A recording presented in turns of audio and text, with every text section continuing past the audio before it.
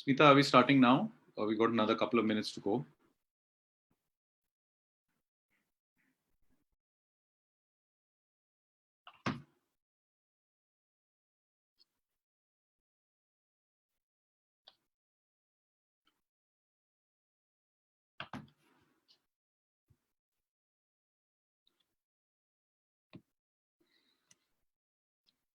Okay, so I think we are live, John. Perfect. So a very warm welcome to everyone who's joined us for this webinar today. We're very happy and privileged to have with us John Gloster, who's currently the Chief Quality and Performance Officer and the Board Advisor for Sports Village India. So Sports Village India is a firm that we collaborate a lot with at all our schools to deliver high quality sporting programs and coaching for our children across various grades. John is obviously a very well-known figure in India. And I think we all remember when he was the head physiotherapist for the Indian cricket team. So I'm sure he has lots of stories to tell us whenever he has the time about his time in Indian cricket. He's also been worked extensively with international cricket for the last 22 years across various countries, and he's been with Rajasthan Royals as their head physiotherapist right from inception. John's from Australia, but for the last 15 years or so, he's been based in India, and we welcome John to this webinar, and we hope to learn a lot from him in terms of the importance of exercise and the importance of nutrition and the impact that physical exercise at this point in time will have on children. So welcome, John. Oh, wonderful! Thanks, Simon, and I really appreciate the introduction. And like you alluded to, fortunately, I've been involved in both ends of the spectrum, I suppose we can call it. I've been heavily involved in the elite level sport now in this country for 15 years, working with Indian team, Rajasthan Royals. I also on the advisory board and head of sports science and sports medicine for the Go Sports Foundation, which is nurturing the Olympians as well. So I've had a lovely experience at the top of the pyramid all over the world, but I've also had this incredible experience of where I see the greatest value now, which is working at the bottom of the pyramid with kids, with grassroots sports, with physical education, because I believe the future of this country's sporting outcomes, but also the future of this country's health and wellness outcomes have to start there. So for me, that's just as exciting and just as challenging, but also just as rewarding as working with some of the greatest athletes and cricketers the world has ever known. So I'm very fortunate to have this platform to be able to speak to the kids, the parents, all the key stakeholders amongst the organization, and I really appreciate the opportunity. Thanks. Okay. So, I was really looking forward to this interaction with you, John. I've been a keen sportsman all my life, tennis, football, various sports. Now, of course, I love to do a workout pretty much every day. It feels like my meditation time, and if I don't work out, then I feel, as if there's something missing from my day. Having said that, I imagine it's going to be even more difficult for children because their natural instinct is to be running around, playing games, meeting with friends, being extremely physically active throughout the day. And they've all been trapped at home for the last almost 2 months. So could you just start by sharing your thoughts around the importance of exercise, especially for our children during this entire lockdown phase? Yeah, look, for me, right at the moment, the top of the list, I think probably has to be immunity. We know that the relationship that exercise and immunity have, so given that we're surrounded by, COVID-19, now is probably the best time to be really focusing whatever's going to boost our immunity more than anything else. So exercise for me is for immunity, but also for mental health. The physical side is equally as important, but they're the two sort of components we haven't really factored in previously. We've always understood why physical activity and movement and being active for kids has been important from a physical perspective, but we often haven't equated it to immunity boosting and then also the positive mental health outcomes that we're having to focus on during this period particularly. So, whenever I sort of think about, the constraints of where we are at the moment, I need to consider, especially for our athletes as well, that often we're all under difficult and different physical constraints in terms of space compared to our counterparts and colleagues overseas. So we need to factor that in. But then it just becomes a matter of us just being more creative with how we use this space, how we encourage our kids and what we do within that space. I keep coming back to the same story that, whenever we feel that we're hard done by and this is a tough time, I was one of the first people, fortunately, who was allowed to go and visit Nelson Mandela's cell on Robben Island when it was first opened up in the early 1990s after his release. And seeing his cell, and it makes me think of it now, that 8 foot by 7 foot cell where he spent 17 or 18 years, all but a couple of hours a day in that, the confines of that. And one of the things that he talked a lot about that kept him sane and the key to his peace of mind, as he called it, and that dissipated the tension was exercise. So he put a big emphasis on getting through his periods within that confined space. He found solitude in his own thoughts through exercise and being physically fit. So there's no doubt that the role of physical fitness, exercise, movement plays in maintaining a healthy mind for our kids, maintaining a healthy and robust immunity system for our kids. I've always said that movement is medicine, and I'll continue to say that. And movement is at the core of all learning, particularly for kids. And I've said this in my talks before, where most educators feel that learning starts from the shoulders up.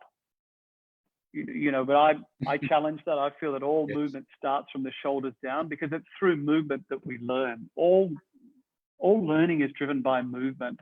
So, so it's really important that we don't forget that during this period. Young people we know, particularly sort of under the ages of 15, need 60 minutes a day of what we call moderate to intense physical activity a day. Now, that can be in a single episode or short bouts of exercise and activity, but it is required. And it's required because it's what fuels our mental growth. It's what fuels our, our neurological diet, so to speak. It's what makes all the little neurons grow, the connectivity. So people often equate mental health and mental growth with an academic sort of procedure, but it's not. It's often just purely through movement.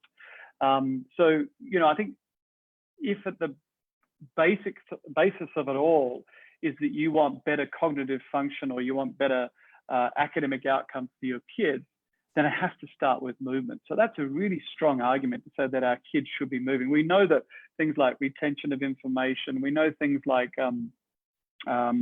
attentiveness, all those things are driven by movement and having kids being mobile. Now, at the moment, we're all sitting for all these extended long periods in front of screens. And so health outcomes, and particularly mental health outcomes, will be negative because of the lack of movement. So purely on the back of that, we need to be moving and encouraging our kids to move. And then obviously there's the physical side as well, putting stresses through bone, stresses through muscle, boosting our cardiorespiratory system, particularly our respiratory system at the moment, which needs to be strong and robust, given this is a respiratory disease that we're surrounded by. So, for me, there's a few reasons there that fitness and movement and keeping kids active should be at the top of the agenda. Great. So I completely agree with you. In fact, in all our schools and preschools, wherever we have launched the virtual preschooling or virtual schooling, we've tried to bring in a balance of making sure that while there is an emphasis on academics, there is also an emphasis on doing some sport or physical activity or some kind of a, extracurricular activity on a daily basis for the child. Excellent. Because, it's so critical to maintain that balance, like you said, above the shoulders and below the shoulders. And I think you're right. I think the word you've spot on there is balance. We've got to balance out the unusual amount of time that these children are confined to an indoor space Mm-hmm. and to screens purely because of where we are. We need to balance that out with something else to counteract that. Mm-hmm. And that's why I'm encouraging it, and I'll continue to encourage it, more so because of the other longer term outcomes that we need to be aware of here. You know, to keep a child inside for 2 months, 3 months at a time is unusual. Okay, so and there will potentially be some long-term negative outcomes for children, not just physical but also mental, like I said before, that we need to be aware of. And it's certainly something that we're addressing with all of our cricketers and all of our all of our athletes that I'm involved in. But it's equally as important for our kids to stimulate our minds at the same time. Now, mind stimulation for me comes through movement, but we also need to understand that the process sometimes needs to be, it is often driven by a tech platform. So there is a benefit of using technology to encourage movement. And we're trying to sort of get that out there as well, that there are ways to get kids engaged through technology, but with movement at the core of it, or activity and physical activity at the core of it. Yeah, since you mentioned that point, John, I think what we've done with Sports Village is take their the app that they have created, and we've integrated it with our digital offering to our students, so that then all the content which is there on the Sports Village app is now available to all our children. And I think that's a great addition to the overall offering that we're giving to children when it comes to the whole physical education side of the piece. I had one quick follow-up question for you in terms of the importance of exercise. Do you differentiate, or do you think we should approach the whole physical piece for preschoolers different from the way we look at the same for children in the higher grades, or the approach should more or less be the same? I think that, as I said before, the core of it is just about movement and keeping kids moving. But this is a really good opportunity also to start building some of our foundation skills. And like I said before, the same messaging that I'm giving to our athletes in cricket is let's use this time wisely. The one thing we don't have, or often we don't have enough of, is time. Time is always the excuse why we can't do things. Whereas now we've got more than enough time. So let's use this time wisely. And this is a perfect opportunity, particularly for the kids that want to go on to a sport, to really work on the foundations of sport. Now that varies through different age groups, but the critical thing here is that between that sort of early movers, sort of 3 till sort of around 10, 8, 9, 10 years of age, this is the time to build the foundations and what we call the developing the motor competence and the physical literacy of our kids. Because once we have those skills, we have them for life. If we don't develop those skills before the age of about 10, then we can never acquire them later on in life, no matter how much we want to. Okay, so the programming has to start now. So by that, I mean the foundation skills being kicking, hopping, jumping, running, catching, so they're the basics that we can really work on. And they're also then built around even pre-foundation skills such as balance, coordination, things like that. So this is the opportunity that we may never get again to really work on some of these basics, and we have the time to do it. And once they're in place, they're with you for life. And then you can build on those foundations as an athlete, as a cricketer, or just for fun later on in life. The other opportunity we now have here is to look at what are the skills that are going to take us then forward into adulthood that we can then use to stay fit and healthy as well. So the one thing that I'm encouraging kids to, if they have the space, is to learn how to ride a bike. Because there's two skills that we have that if we don't have them by the time an adult, we very, very rarely acquire them. One is riding a bike, and the other one is learning how to swim. Now, I know it's a bit hard to learn how to swim given the constraints we have now. But this is an opportunity for kids to learn how to ride a bike, because if you can learn to ride a bike as a child, again, you'll carry that through. And that's just another opportunity for you to stay fit and healthy later on in life as an adult. Okay. Very interesting that you spoke about foundation skills, John, because while we've been conducting these online coaching classes for football and basketball and various other sports that children typically play in school, some parents have come back to us and say, why are you teaching them football online? Why are you teaching them basketball skills online? So Yeah. are there different perspectives on this? What would be your message to parents when these kind of online classes are being done for specifically to sports like football and basketball, which you wouldn't play online? Yeah, I think for parents, again, I come back to the same thing. It's time.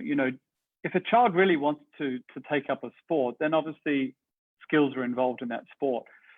And given the time that we allocate either in school or after school to skill acquisition, there's very limited time for the child to acquire those skills effectively during those periods. So we need to then now use this period and this time, because we have extra time, to work on the skill acquisition side of the games. These are the foundations of sport as well. Obviously, we have the physical foundations, but then we have the skill foundations as well. So this is an opportunity for skill acquisition. And so my messaging consistently is this is the period that you can start separating yourself from everybody else.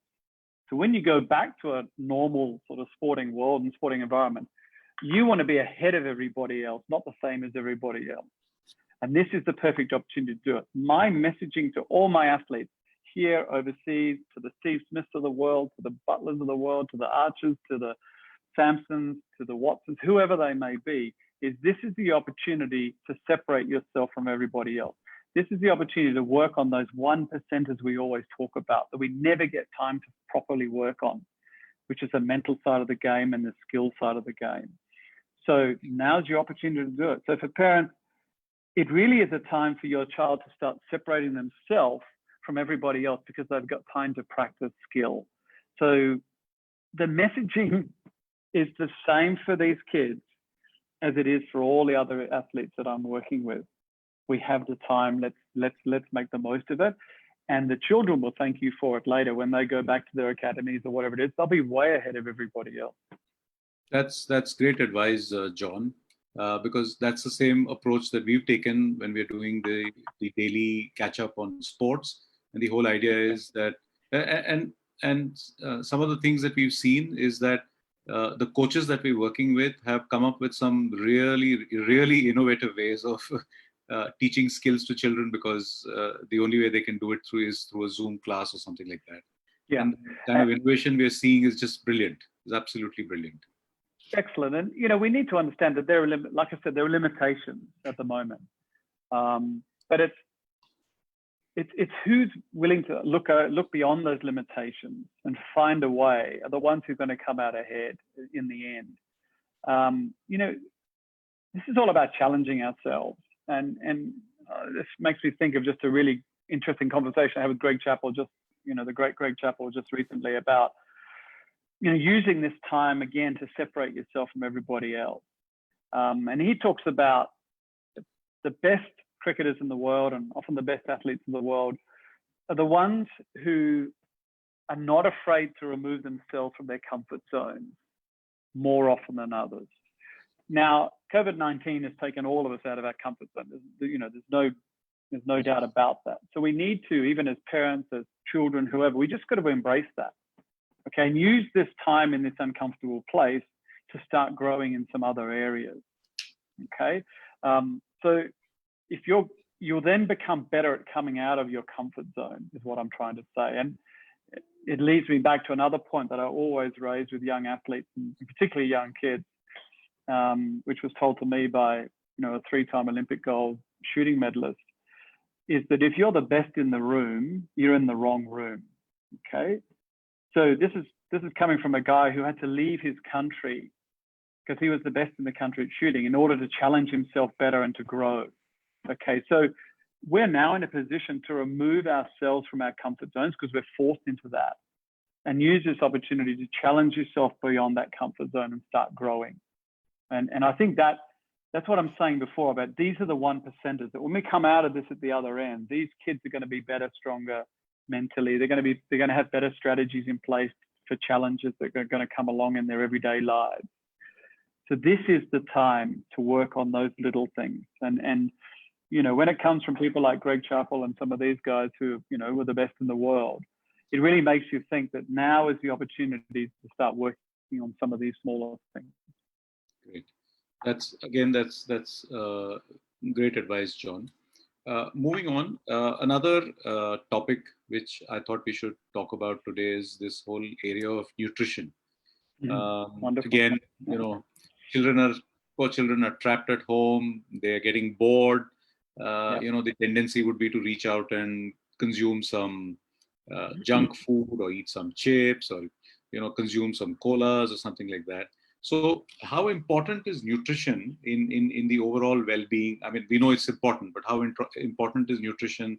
And do you have any suggestions or recommendations to parents in terms of what kind of power foods or nutrition-rich foods can they make sure that their children get during these times? Sure. You obviously know that nutrition is one of my favorite topics, and ask any athlete that I work with and any sports person I work with, I know that this is probably the first thing that I always tackle with them is their nutrition, because without a sound nutrition basis, again, we talked about foundations earlier, the foundation for everything is nutrition. And particularly relevant to this point in time, like I said earlier, is because of the immunity component. Okay, so immunity and health. We know there's a direct relationship, which they're investigating in the UK now, between being obese and COVID-19 morbidity rates. And also immunity. So we all want to be physically healthy. We all want to have robust immune systems functioning efficiently at the moment. And they're driven by, like I said before, predominantly two things, one being exercise, like we discussed, and the other being nutrition. So that underpins everything for me, especially during this period of lockdown. Now, what I say, first of all, to kids and to anybody that I'm talking with, particularly parents, is you need to understand, first of all, there's two things you need to understand. Hunger versus cravings, okay? Now, we need to understand what is the difference between those two, because that's effectively what underpins the conversation of nutrition. Now, hunger, the human body doesn't get hungry physiologically in under 12 to 18 hours. So if you're feeling hungry in under 12 hours, it's probably not hunger as such. It's probably a craving for something. And it's normally something that we're addicted to, or something that it triggers the reward center in our brain, okay? And more often than not, that is sugar, or something that raises our blood glucose. Now, the reason why I've come to this point in the conversation is because I think one of the things we've got to look at is sugar. And this is the perfect time to talk about it. It's a perfect time to start practicing, so limiting our sugar intakes. And I'll spend a little bit of time on this conversation of sugar, because sugar is at the core of what we call inflammation. Okay, and inflammation is the source of all disease. Okay, sugar is what triggers those reward centers in the brain, which make us crave. All right, so that is the basis for addiction. Okay, we know that sugar triggers the same reward center in the brain as cocaine and heroin. Okay, so there is an addictive process to this. We know that sugar reduces the effectiveness of vitamin C. Okay, they both compete for the same receptor site on the cell. So if you've got a high sugar diet and you're taking vitamin C thinking that vitamin C is going to help you with your immunity, then it's not going to work. Vitamin C is very important for immunity, but it can't compete with sugar or glucose. Okay, so it reduces the effectiveness of vitamin C and therefore your immunity. Sugar sticks to everything. It's called glycation, and it sticks to all our vessels, kidney vessels, etc. But that's another story. But predominantly what I'm trying to say is it decreases immunity. It binds to those proteins which form our antibodies, okay, and causes them to not function efficiently. And then most importantly, it's sugar that makes you put on weight, okay? Because what happens is when blood glucose goes up and we're not exercising and we're not doing anything, the body has to convert it and store it as fat. Okay, so that's why I'm sort of quite heavy on the sugar conversation, particularly during this period. It's the source of addiction, it's the source of inflammation, it's the source of weight gain, and it's the source of poor cognitive function. Okay, so on the back of that, I'd be steering my kids away from sugar and what we call processed foods. So therefore, it comes back to the conversation around, well, what should we be eating? So I talk about anti-inflammatory foods. That should be the foundations of what we're all eating. So that's effectively real foods, non-processed and non-sugar. Okay, and we know now the non-sugar conversation why we had that. So therefore, what would a sort of a COVID-19 diet look like? And it was interesting talking to Peter Bruckner. You know, Peter Bruckner is the Australian cricket team doctor. He was the Liverpool football team doctor and the world's most prominent sports physician. And he was saying that the best diet for all of us at the moment is what we call a low carbohydrate, higher protein, healthy fat diet. Okay, so effectively it's a real food diet. Healthy fats, so that's things like eggs, seafood, coconut oil, olive oil, nuts, ghee, yogurts, milks, cheeses, things like that. They're the healthy fats. They're the building blocks for immunity. Okay, so we need to be loading up on healthy fats. We need to be loading up on healthy, what we call slow complex carbohydrates. So that's lots of vegetables, particularly your green vegetables and your green leafy vegetables. And you can also include in those things like sweet potato, garlic, non-processed oats, mushrooms. I said nuts before, but include your nuts. And then things like your high fiber fruits. I don't have a problem with kids eating fruit, but as long as it's the whole fruit. I do have a problem with kids just drinking fruit juice, because that is just pure fructose, which goes straight to the liver and then gets converted straight to fat without any effect anywhere else except a liver load. So high fiber fruits such as apple, pear, orange, sweet lime, guava, papaya, all the berries are fine, okay? And then, like I said, if we're eating carbohydrates, I'd be backing off on the amount of carbohydrate we're eating, because that just raises blood glucose. And if we're not using glucose as an energy source to run and jump and hop and do those things, then it has to be stored as fat, okay? So we'll put on weight.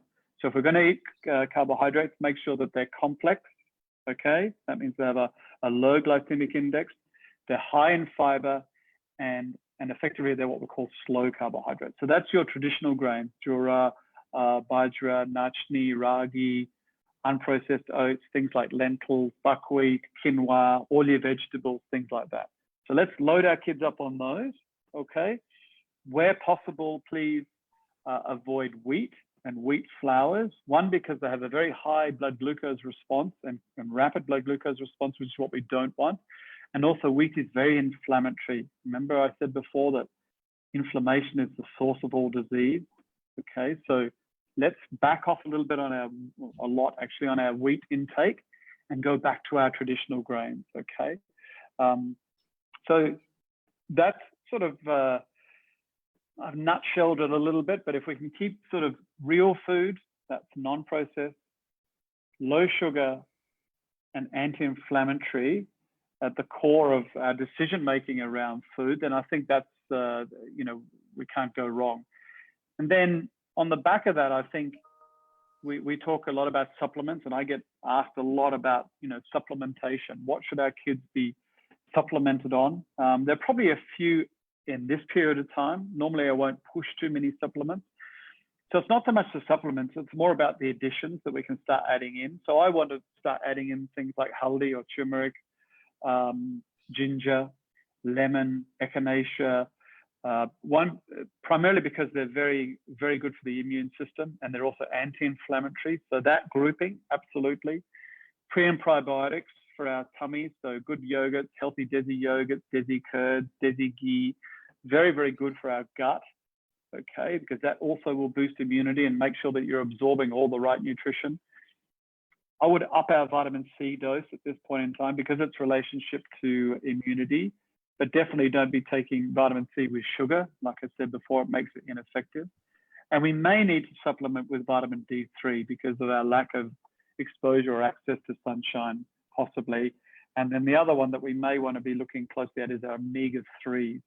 Again, omega-3s are the healthy fats, and they're the building blocks of immunity and cognitive function, okay, so brain function. So your healthy fat, vitamin D3, vitamin C, pre and probiotics, and then some of our more ancient remedies, turmeric, haldi, ginger, lemon, echinacea, things like that. So that's probably all I'll say on the nutrition side, but it is of enormous importance, particularly during this period when activity levels are down. So To give you a small example, 2 pieces of white toast, or any toast really that's made of wheat, raises your blood glucose the equivalent of about 6 teaspoons of sugar. Okay, and the same thing goes for a bowl of white rice. So 1 bowl of white rice raises your blood glucose the equivalent of about 9 teaspoons of sugar. Now, in order to burn off that amount of energy, because that's energy, you would need to run about between 6 and 8 kilometers to burn off that amount of energy. Now, at the moment, hardly any of us are doing that because of the constraints of COVID-19. So what does the body have to do with that? It has to store it. It has to convert it and store it as fat in order to keep your blood glucose levels down. Okay, that's what insulin's job is. So now is the time to have the conversation around these things. So instead of having that big bowl of white rice, have a smaller bowl of brown rice or black rice or red rice or something with more fiber so you don't get the big uptick in blood glucose. So these are just little conversations that we can now have. And the best time to have these conversations, I think, is around the dinner table. We've got the time, and we now got the place to now bring food back to the dinner table. That often doesn't happen anymore. But the dinner table is the centerpiece of conversation. So there's a discipline around that. There's a discovery around that. And it becomes part of routine. And routine is often what's missing during periods like this. So I think the family mealtime and making that a defined point in the day to get the family together and eat healthy food is a really, really good start. Agreed, John. And I think that's very good advice in terms of the diet and the composition and what kind of foods parents should be giving their children. Yes. Speaking from personal experience, given the fact that a lot of stores and a lot of places have been shut down, our supply of processed foods has completely run out. And we are having to innovate in the house to try and give, interesting homemade snacks to the children, which are healthy. Excellent. And look, it's about being creative as well. And another message that we're delivering to our players is that use this time to try and be creative in another environment. And another environment meaning another room in this case. So make the kitchen that room where you can be more creative. And I think this is an incredible opportunity for kids to learn how to cook. Yeah. Because it's an amazing skill to have. It's an amazing discipline. And it allows you to be creative. There's trial and error involved, which is what we all need. There's going to be failure involved, which is what we all need. But ultimately, we're creating something in a different environment. So again, these are those strategies that I talked about before that we can then take post-COVID life and be better off. So use this time to learn something like the skill of cooking. Be creative and be in there using traditional methods. Start talking to your grandparents and your parents about what they were cooking when they were kids.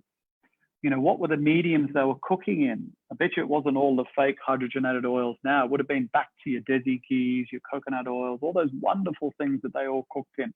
This is the time to go back to real food and traditional processes of food, of making food, and use that as an experience for your children and also for yourself, but also the beginning of perhaps a health journey that you can all embark on. That's great advice, and I really love this idea of saying teach children how to cook. Let them get in the kitchen and see what goes into making some of the food that they eat, and they might learn a lot in the process. Yeah, it's a great stress buster. I mean, we're using it as one of the remedies we have, for busting stress. So fantastic. So moving on to the last word that you use, which is the word stress. One of the other things that is constantly plays on our mind is how do we make sure how do we take care of the mental well-being of our children, right?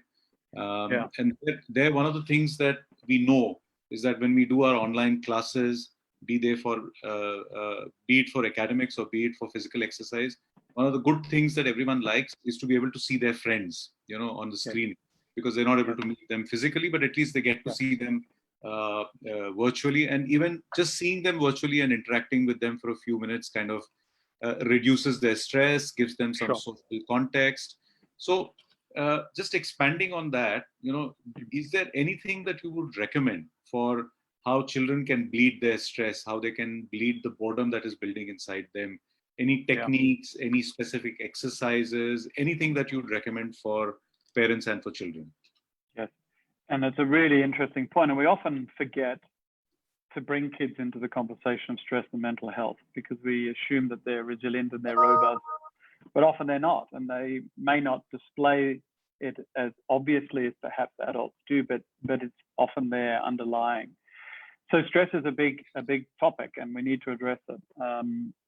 Firstly, I want to say that stress lowers immunity. So again, coming back to the immunity conversation, stress immediately lowers immunity. On the back of stress, we have fear. We're surrounded by fear of the unknown, fear of the disease, fear of getting unwell. And we know that fear also lowers immunity. So it lowers immunity by raising a hormone called cortisol. And cortisol is also extremely inflammatory. So, and cortisol also is connected to weight gain. So, we come back to some of the same very similar sort of topics that we were on before. So we really do need to address it. And that's why we need to, because the underlying thing here is obviously stress. And we need to recognize it not just in ourselves, but also in others around us, particularly in our children. So some of the things that we talk about, ways of overcoming this, and there's certainly a lot of strategies. Cooking was one that we just talked about. The other one is, and I think this should be integrated and incorporated at some level in some of the online platforms that we have, is the breathing methods and some of our traditional breathing methods, and going back to our yogic practices, and not just for the physical side, but for the breathing side to reduce stress as well. So the ones that I use, the Anulom Vilom, I think is particularly valuable here. Couple buddies. Some of the others that I'm using is there's an extreme athlete from Europe called Wim Hof. I'm using a lot of his techniques, and the players are using those as well. Plus some of the breath hold apnea, free diving techniques that the free divers use. So all these are a twofold effect. One is to obviously boost our immunity, but the other is to improve our respiratory systems and make them more robust, which again, we're surrounded by respiratory disease. So I think breathing and breathing practices for our kids should be integrated into the physical exercise platform at some level. So that's definitely there. You talked about getting online, visual contact, talking to friends, getting connected, particularly with their peers. And that can be through interacting one-on-one in conversation, but also having online games with their friends. But as long as there's a visual contact, I think that's really important. At some level, we may need to talk to a professional, and that goes for kids as well, that if some kids are really struggling, then there are professional outlets as well that we can tap into if required. Starting on some of the basics of meditation, for some of the older kids particularly, this is a nice way to start introducing some of those practices because of the benefits that it has. Routine, the best way, the exercise I think is a brilliant one. We've talked a bit about that as a distraction therapy, but the next best thing I think is around having a routine for our kids. And I say this, because I work with athletes all the time, but kids particularly, they're so used to having a routine, particularly on school days. And then suddenly there is no routine, and it can become quite confusing for many, and many lose their way as a result, because there's no fixed start to their day, and there's certainly no fixed end really to our day. And for many, that can be very difficult to adjust to. So we need to find ways of getting routine and sticking to those routines, and that also helps with managing stress. But probably the one that I like to really come back to, and I'm really particular about, is sleep. And this goes for kids, it goes for adults, it goes for athletes, it goes for whoever. But if we're not getting good sleep, then we're in big trouble. Because again, like nutrition, it sort of underpins wellness and it underpins health. So we really should be focusing on sleep, particularly with our kids. And there's a number of reasons for that. One being that, we know that cognitive performance, mood, glucose metabolism, appetite regulation, immune function, all these things are compromised, particularly in adults who are getting under 6 hours of sleep a night for 4 or more consecutive nights, and in kids who are consistently getting under 8 hours a night. So we need to keep that, at the forefront of every discussion we have through these platforms. So sleep, kids' ability to perform complex tasks are affected. We know about inattention, we know about distraction, increased in errors, particularly for adults, and injuries in the workplace. We see those numbers go up when there's sleep deprivation. Same thing for athletes. Injury rates go up with athletes if they're not sleeping.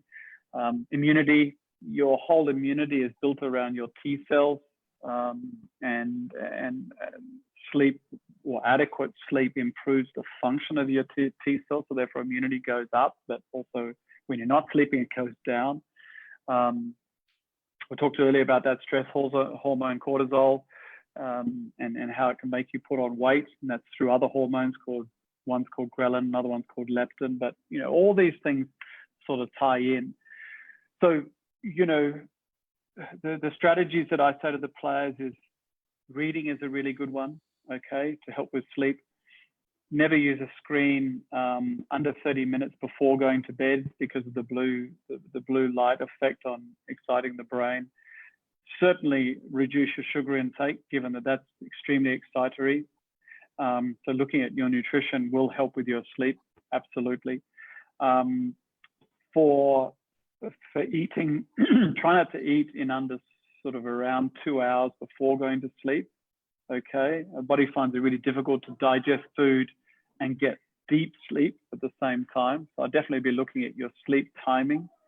Reduce caffeine and tea intakes. We know that they're both can stop you from sleeping. So stop that after mid-afternoon time. Exercise, again, is great for sleep, but not under 2 hours before your sleep time. And then having that routine. Remember, I talked about having that routine. And ideally, for people who don't sleep well, waking up earlier is actually better for you. It's proven that people with insomnia or who struggle to sleep don't sleep in. It's the worst thing you can do. So get up earlier, set your routine, and then get going. And then the environment, cool, dark, no lights, and definitely no distractions. So don't have a buzzing phone. So a phone that buzzes in the night, it may not wake you into awakeness, but it will take you out of your deep sleeps and your REM sleeps back into a light sleep. So even just having a phone next to you, if it's vibrating, even if it's not on a ringer and you don't wake, it still affects the quality of sleep you have. So remove those things from the vicinity. So there's a few little strategies. And then nutrition, again, the foods that help you sleep are things like I said, good fats. So things like eggs help you, fatty fish. We're talking about foods that are high in tryptophans and serotonin and melatonin. So warm milk, almonds, walnuts, kiwi fruit, chamomile tea, leafy vegetables.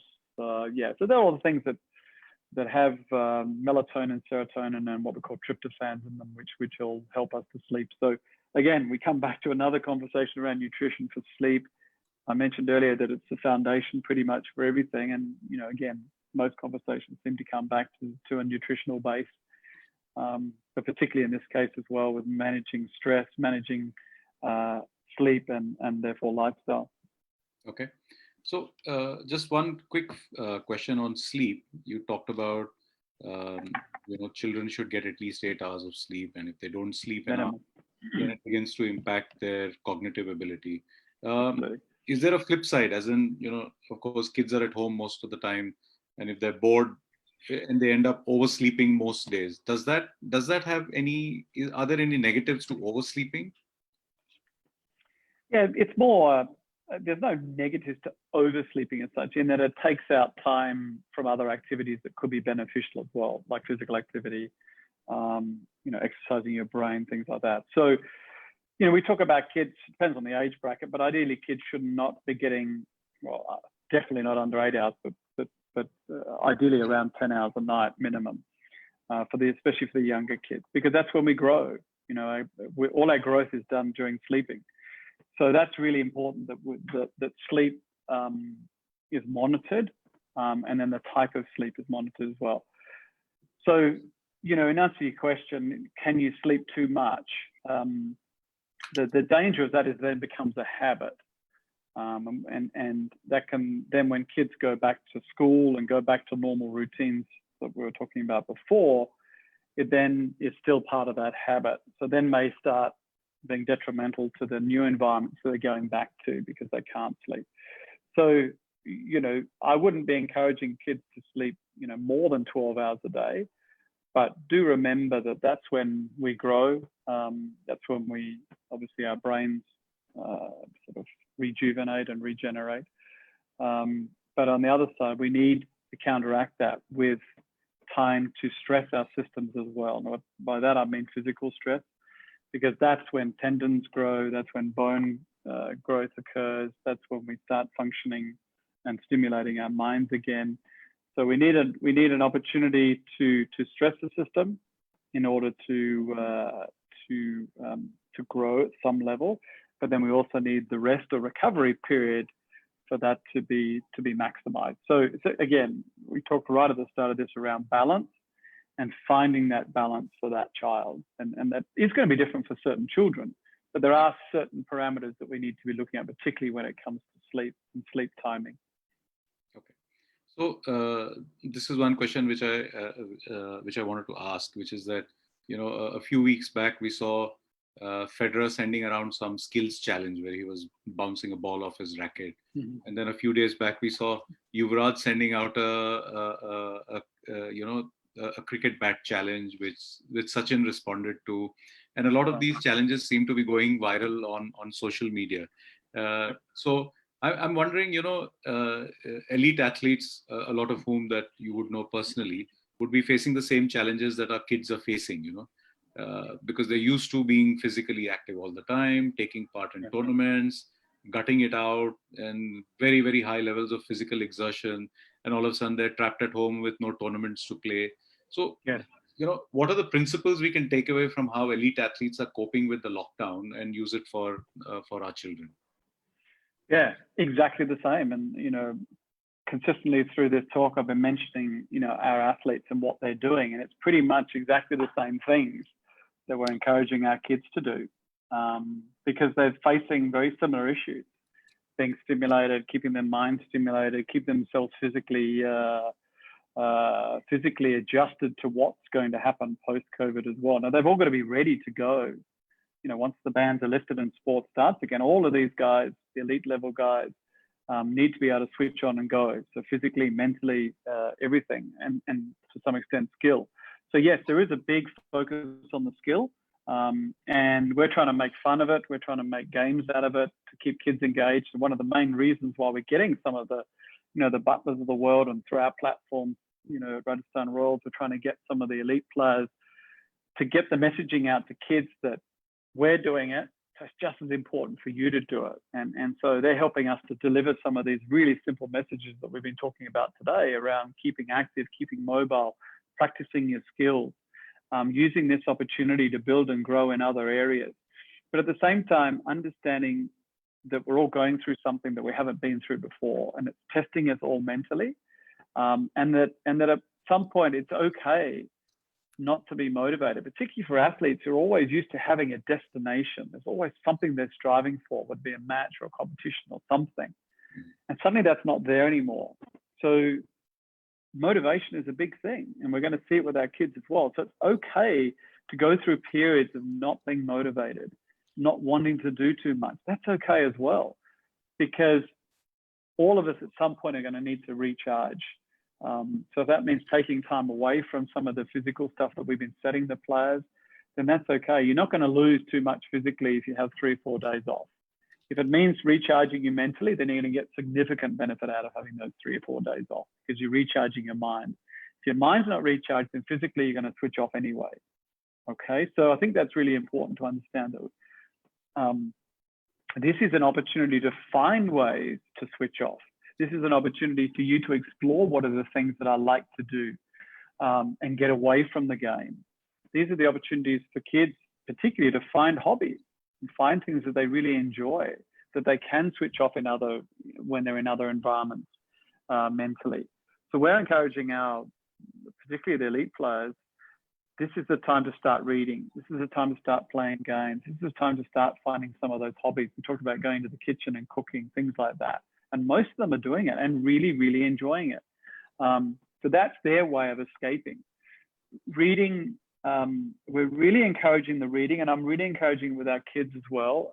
One of the reasons is because we're so used to having a screen. We're so used to things being delivered to us visually, and we don't have to think or create a picture in our mind anymore. And I talked earlier about who are the best sports people in the world are the ones that are able to take themselves out of comfort zones. Well, also the best sports people in the world are the ones who have the ability to build and visualize scenarios in their own mind. Okay, and reading helps us do that. When we read, we have to formulate a picture. We have to visualize a scenario. Okay, so this is a great opportunity to practice that even. And for kids, it's particularly important that they learn how to read and visualize and create, mental pictures. Because if they want to go on and be a sports person, this is an incredibly valuable tool that then they're going to need to build anyway. So, this is a chance to do that.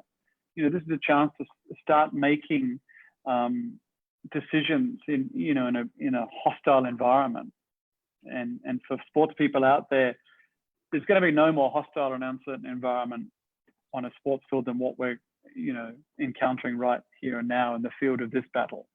Okay, so again, this is the time to start working on those decision-making strategies that you're going to take into the real world beyond COVID-19. So there's patience involved, there's discipline involved, there's developing routines, all these things that are going to be of value to our children and to our sports people post-COVID-19. Now is the chance to work on dealing with that. Perfect. On a lighter note, I think we've all been very amused to see David Warner develop into a dancer. Bollywood dancer.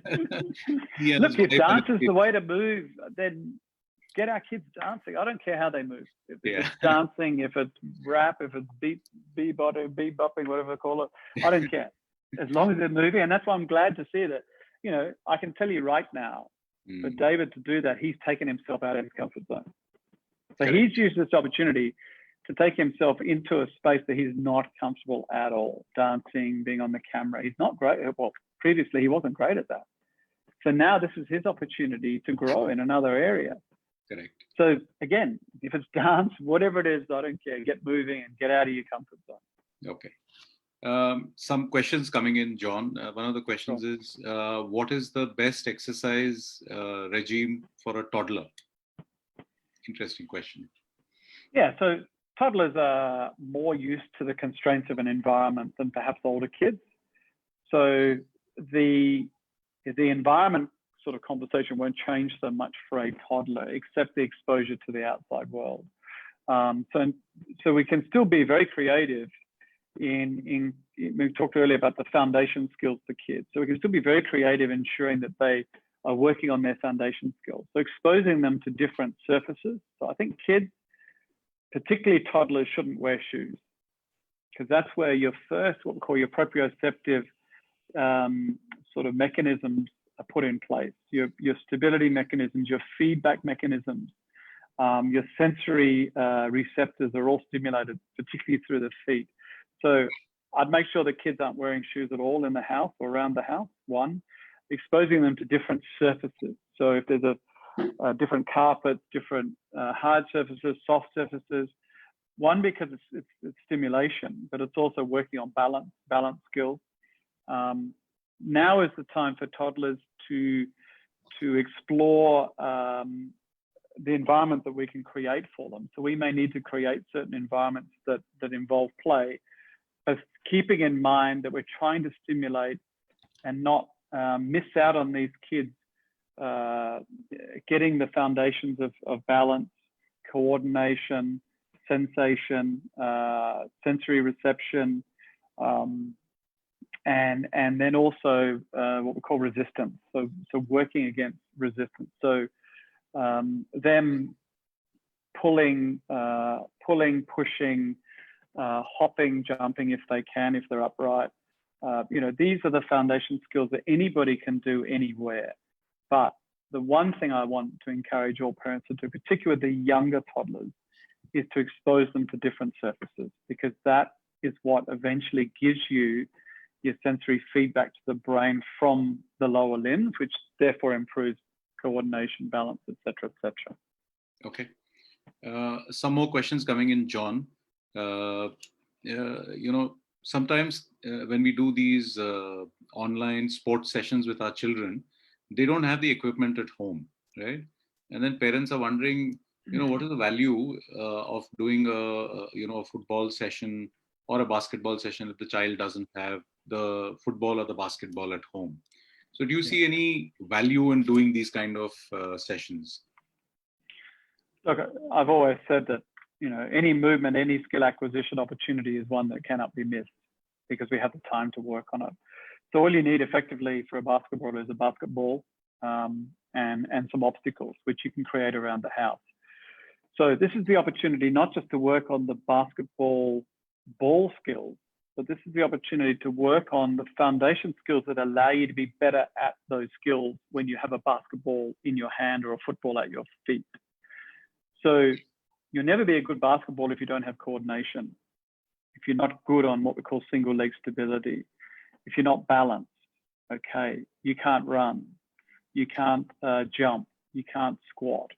So you can have the best hand skills in the world as a basketballer, but if you don't have the foundation skills in place, you'll never be able to deliver on that skill.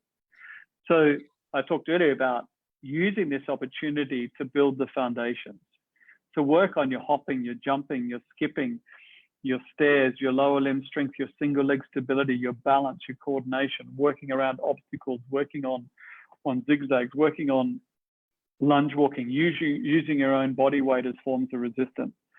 The word that I always use is, your own body is effectively your gymnasium for this period of time. Okay, you don't need to look beyond your own body, because your body weight resistance is all you need at this point, particularly for kids. Now, you can use your basketball and be creative, and that's where some of the sports village coaches need to be creative, and we'll start creating more engaging, fun activities where kids will use the ball, but to practice some of their skills as well. So, their bouncing skills, their dribbling skills, their throwing skills. Effectively, all you need is a wall or a ground to work, a floor to work on. So the onus then is back on us being more creative in the delivery. But at the end of the day, there's no shortage of things to do for kids during this period of time. It's how we deliver them and the messaging that goes with the delivery. And for parents to understand that the reason why we're doing this, and this is the outcome as a result. That's the most important thing actually at this point in time. So parents understanding there's a reason to it and there's an outcome to it. Right. That is what we need to ensure that. And that's why I'm here today, is to ensure that they understand that there's a reason why we're doing this. And then the outcome is that when they go back to that sport or that skill or the playground or whatever it may be in a normal post-COVID world, they'll be far better off because of it. So, just to kind of build on that, one of our sports coaches, I think the cricket coach, some of the children didn't have the equipment at home. They didn't have the bats at home. So they said, how do we kind of train? So the coach actually said, do you have a broom at home? So he actually took the broom handle and he's teaching them how to bat. Well, the greatest cricketer of all time only used a stump for the majority of the time in practice. So Sir Donald Bradman, and I was very fortunate enough to grow up living next door to Sir Donald. He was my direct neighbor for 6 years as a kid. And so I had direct access to Sir Donald Bradman for many years. Probably the most fortunate person because of that. But he always talked about, you have to make do and you have to find a way, because not every kid is going to have the opportunity to have a bat or a ball in their hand. So what can we do? And so that's a wonderful suggestion. Just get a broom handle and practice with a broom handle. And I can tell you, if you practice with a broom handle, if it's good enough for Sir Donald Bradman, it's good enough for any of us, then you're suddenly working with probably 1/4 or 1/5 of the surface area of a normal cricket bat. If you're going to hit a ball consistently with a broom handle, imagine how easy it's going to be when you go back and start playing cricket with a normal cricket bat. So again, this is all about improvisation. This is all about us coming up with strategies, and that's a wonderful suggestion from that coach. And I'm really proud to say that, you know, there are people in the system who can give those ideas and strategies to not have an excuse not to do it. That's my point, is that we have to find a way. We can't let space be a constraint or an excuse. We can't let equipment be a constraint or an excuse. We have to find a way, because at the end of the day, it's in the best interest of our kids. And we talk about, I'm always talking in my world about asset management.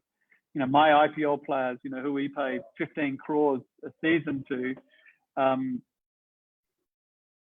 you know, we pay 15 crores a season to. They're assets. They're serious assets. So I got to get a return on that asset. Like any businessman needs to get a return on the asset. Well, we need to look at our kids as assets as well. And if we want our kids to grow up healthy and engaged and sporty, if that's the case, then we need to invest in them now. Okay, we need to be creative around that investment. And so if the only message you take away from today is that they are assets, and this is the time to build our assets, work our assets, and to make sure that we create the opportunities for them to express themselves, either physically or otherwise, to the best of their ability during this period of confinement. That's our job. Great. Thank you so much, John, for those wonderful insights. I think my big takeaway from the session with you is the story about Nelson Mandela and how he kind of survived years and years of confinement. We've just been through 2 months of a lockdown. So if Mandela could do it, I'm sure we can. And we have to make exercise a very critical part of our daily routine, which will help us not just from a physical perspective, but from a cognitive perspective also. Totally agree. And so I encourage the kids out there to go and read up on Nelson Mandela's life. He wrote a magnificent book called Walk to Freedom, but just go and look up where he lived, how he got through his routines and how important it was to him. Go and look at people like the space. I've been reading a lot about the space shuttle guys and the guys living on the space stations and how important exercise is for them, for their cognitive function, for their physical abilities. They're all in confined spaces. They're finding ways to do it. I went back and read about, you know, how the cricketers before air travel, you know, it was a 2-month ship ride to England to go and play the series against England. What did they do on the ship? How did they exercise on those ships during that period of time? So there's lots of stories out there for kids to go out and explore on their own about other examples of confinement and constraints and how they overcame them. I think that's a wonderful opportunity, a learning opportunity for these kids as well. Thank you so much, John. It was a really, really wonderful session, hearing to your views on various things that we covered: sleep, nutrition, exercise. I think everyone who joined this session and those who will watch it later will definitely be enriched by your thoughts. Thank you so much, and we'll continue this conversation later. Anytime. Really appreciate the opportunity. Thanks, Si. Bye. Thank you so much.